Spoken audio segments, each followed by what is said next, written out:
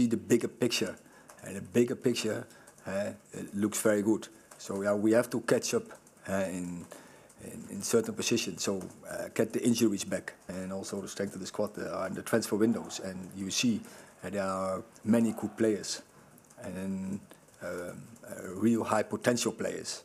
So they will be getting better and better. So definitely we are in the right direction.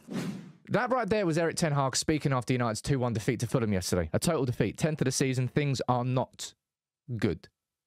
And I'm worried for him. And what I want to do in this video is run through exactly why I think Ratcliffe and INEOS are going to be asking these questions now. I'm going to speak about United in the top 4 finish. I'm going to speak about the summer. I'm going to speak about the managerial merry-go-round that's coming.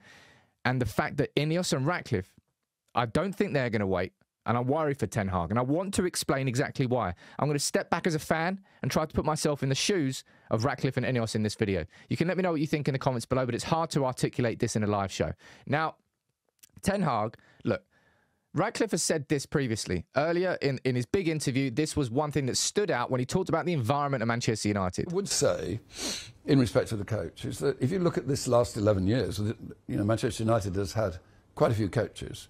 Yep. And some of those coaches are very capable and they've been very successful. Yep. But nobody's been successful in that Manchester United environment for the last 11 years. Yep. So that would would say to me that there's something wrong with the environment. There has been something wrong with the environment for so long. Jim Ratcliffe knows that, and he is correct. But you know, you want to know what is also true at the exact same time as that? And that's this. We've got a short-term issue, which is that we really, really want to get into the Champions League next year because it's quite important for FFP. So that's Jim Ratcliffe admitting that getting into the top 4 is important for Manchester United's finance for next year. So while this is completely and utterly correct and true, INEOS know that the top 4 finish is so important for United. And honestly, it feels, and it hurts me to say this, I'll be honest, I really think if Erik Ten Hag existed in a structure that was an INEOS structure from the very beginning, my God, I think the story would have been different. But right now, it looks more like Erik Ten Hag is going to be the last managerial victim of the poisonous environment created by the Glazers, rather than the man who is going to be the face of this new era under INEOS. Currently, that's what it looks like. Okay, because that defeat there against Fulham was awful. And the reason it was bad, and this is what I want to speak about from a tactical perspective, before going to speak about the wider context of what is happening at this club and in football, I want to speak about Erik Ten Hag's reaction yesterday and the problems that have persisted this season. And this is the big issue, the repetition of problems that existed months ago. Nothing wrong with making mistakes in life. You make the same mistake again and again after months and months. Something's going wrong and you're not spotting what that issue is. Ten Hag here is saying, look, you have to see the bigger picture. The bigger picture looks very good. It depends on how wide that picture is, Erik Ten Hag. If you're looking at the bigger picture of the fact that the Glazers don't control the football operations at Man United, we're going to have a proper CEO, a proper sporting director, then yeah, the bigger picture is good. But Manchester United football is not good. And Manchester United football has not been good all season. Now, the Devil's DNA over on Twitter, you go and follow them for some United analysis. They're very, very good.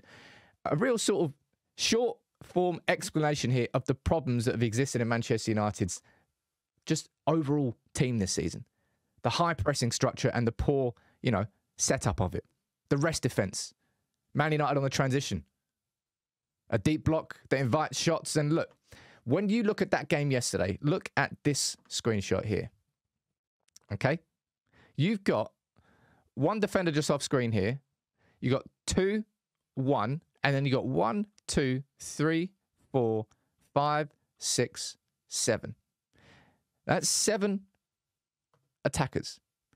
That's one midfielder in Casemiro tasked with covering 3 players and all that space. You know what happens here? Casemiro tries a back heel, loses it. Man United get hit on the transition. Man United can't defend it. It's happened so often this season that it's painful. And look, this is what I mean about repetition of problems, right? Man United conceded 17 shots against Fulham. We conceded 22 against Luton, 23 against Villa, 22 against West Ham, 16 against Wolves, 17 against Newport, 16 against Spurs. We go one step further and we go back to this, and this is the issue, right? This right here was back in October, November time. So here we're speaking about more recent games. Not all completely recent, but most of them.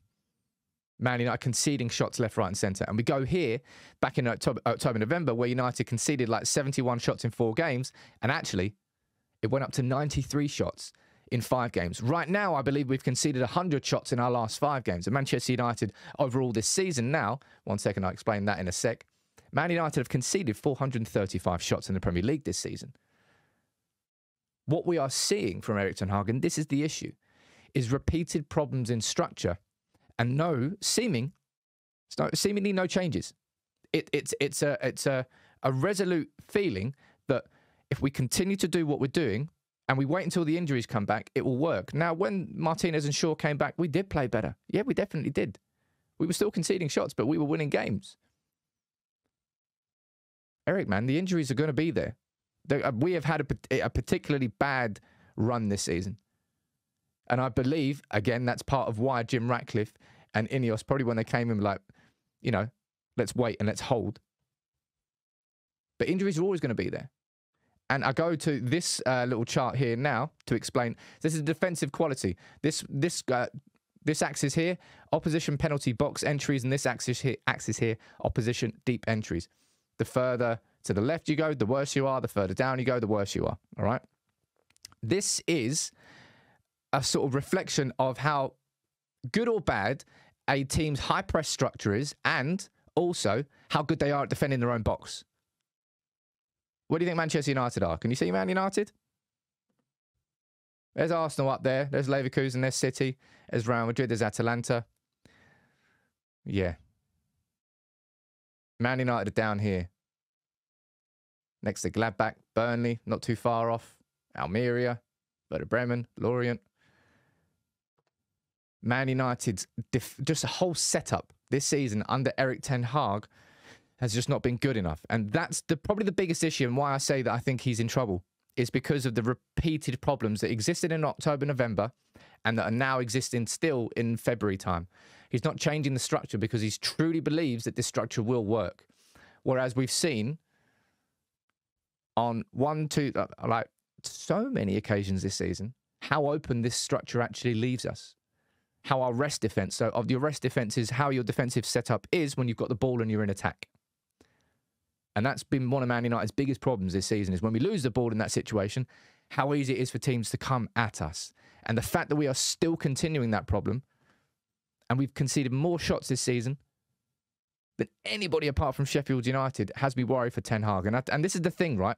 This is what I mean about putting myself in INEOS and Ratcliffe and Brailsford's shoes. Because think about this.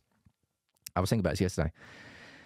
Dave Brailsford is basically going to be our CEO until Omar Berrada comes in. Like, has he been at every game? He's got a real visible presence.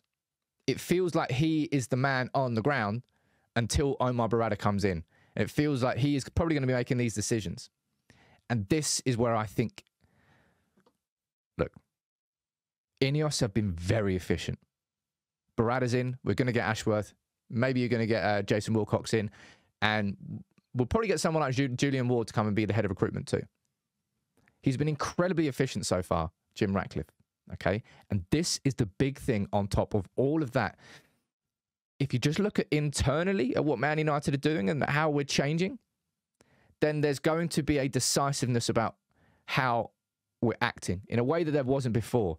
But even bigger than that, maybe not even bigger than that, but added on top of that is the wider context of what's going on this summer with managers. And I actually think there's a separate video to be done on this. Liverpool need a new manager.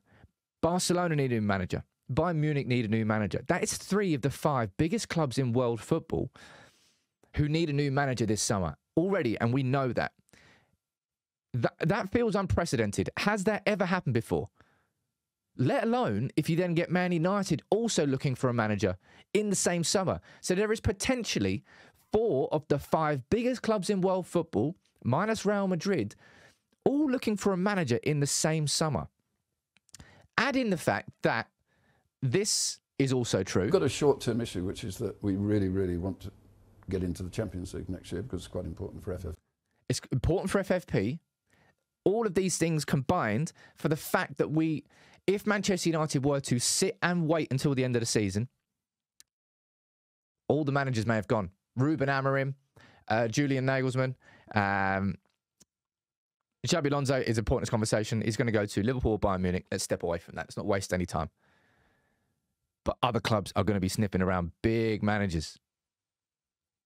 And if INEOS do decide that Erik ten Hag isn't the man to lead that, at what point will they decide on that? So we're 8 points off the top 4 with 12 games to go. We've got Man City away next. The thing is, I don't know what could possibly happen, all right, in the short term. If Brailsford, because ultimately this feels like if this decision happens, of course you have to consult Beretta, but there's only so far you can because you're on gardening leave. He can't work with you. But if Brailsford decides that Erik ten Hag isn't the man from an identity and style perspective to take this team forward, then what do United do in the short term? Do we get an interim manager before the end of the season? Honestly, if that happens, I genuinely think there's a chance that Oli comes back. I know it might be a weird thing to say, but if we went down the interim path, he would probably be quite high up the list. But I'm worried for Erik ten Hag. And I say this as a real fan of him, man. But as a fan of him, we have not progressed this season. And as a fan of him, we have continued to repeat mistakes. And we haven't tweaked the system enough to fix those issues. And I will always forgive anybody who makes mistakes. But when you repeat mistakes consistently, that's when I personally have a problem. And that's why I think that INEOS and Ratcliffe will be looking at this, add in the fact that it's going to be such a competitive market, it might force them to make a decision slightly sooner. The environment has been horrible at United, but we do need top 4. And I worry for Ten Hag. And I want to know what you think in the comments. This isn't a knee-jerk thing. I like to think, well, anybody who's following United People's TV, you know I'm not a knee-jerk. I'm concerned. And I don't really see how we go into City and all of a sudden something changes from a structural perspective because the structure's been wrong all season.